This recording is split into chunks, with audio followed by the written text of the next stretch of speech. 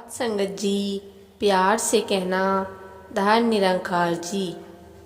आइए साथ संगत जी, दासी आशा करती है कि आप सब माता सुदीक्षा जी के आशीर्वाद और कृपा से अच्छे होंगे और खुश होंगे। साथ संगत जी, दासी आज फिर से आपके सामने कुछ विचार रखेगी। अगर दासी से कोई गलती हो जाए तो अपनी बहन बेटी समझकर बख्श लेना। तो आइए साथ संगत जी, जो लेटा जमीन पर वो कैसे गिर पाएगा, ऊंचाई पर जो बैठा है मुमकिन है गिर जाएगा। साथ संगत जी, एक अंग्रेजी का उदाहरण है कि जो फर्श पर सोते हैं उन्हें पलंग से गिरने का डर नहीं होता। साथ संगत जी, जैसे एक अभिमानी इंसान मन ही मन अपने मन को इतना ऊंचा समझ बैठता है कि उसे अपनी कोई बुराई और दूसरों की अच्छाई नजर ही नहीं आती। साथ संगत जी, अगर इंसान के मन में भाव ऐसा हो तो निश्चित है कि वह अहंकार धारण कर बैठा है। साथ संगत जी, अब वह अपने स्तर से गिरेगा भी और निश्चित ही उसको चोट भी पहुंचेगी। साथ संगत जी, हम अंग्रेजी के शब्द ईगो से अगर ई हटा देते हैं तो सिर्फ गो बचता है। साथ संगत जी, अब अगर ईगो अहंकार को लेट गो दरकिनार कर दे तो हम नम्रता वाला भाव अपनी जिंदगी में उतार सकते हैं।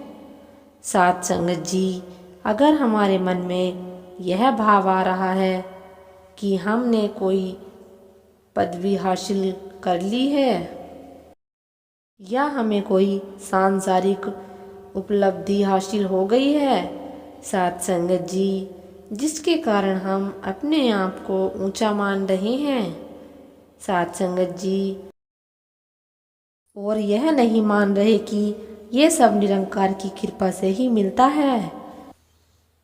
साथ संगत जी, वो कैसे गिर सकता है जो नम्रता अपनाएगा, निश्चित है उसका गिरना जो खुद को बड़ा बताएगा। साथ संगत जी, हम बचपन से ही सुनते आ रहे हैं घास नीचे धरती पर बहुत ही नम्र भाव में रहती है और पेड़ ऊंचे लंबे और कठोर होते हैं। साथ संगत जी, जब आंधी आती है तो बड़े ऊंचे और कठोर पेड़ टूटकर गिर जाते हैं, लेकिन घास अपनी जगह पर टिकी रहती है। साथ संगत जी, ऐसे ही कठिन समय आने पर अभिमानी इंसान तो डावाडोल हो जाता है, लेकिन विनम्र इंसान के मन की अवस्था सहज ही बनी रहती है। साथ संगत जी, इसी तरह एक और उदाहरण भी कि जैसे एक मकड़ी का जाला होता है। साथ संगत जी, जब कोई मक्खी या कीड़ा ऊंचा उड़ता है तो वह उस जाले में अटक जाता है। साथ संगत जी, दूसरी ओर सांप रेंगते रेंगते आदि उस जाले में फंस भी जाए तो उसके पास एक अतिरिक्त खाल कैंचुली होती है। साथ संगत जी, वह उस कैंचुली को उतारकर जाले के पार हो जाता है।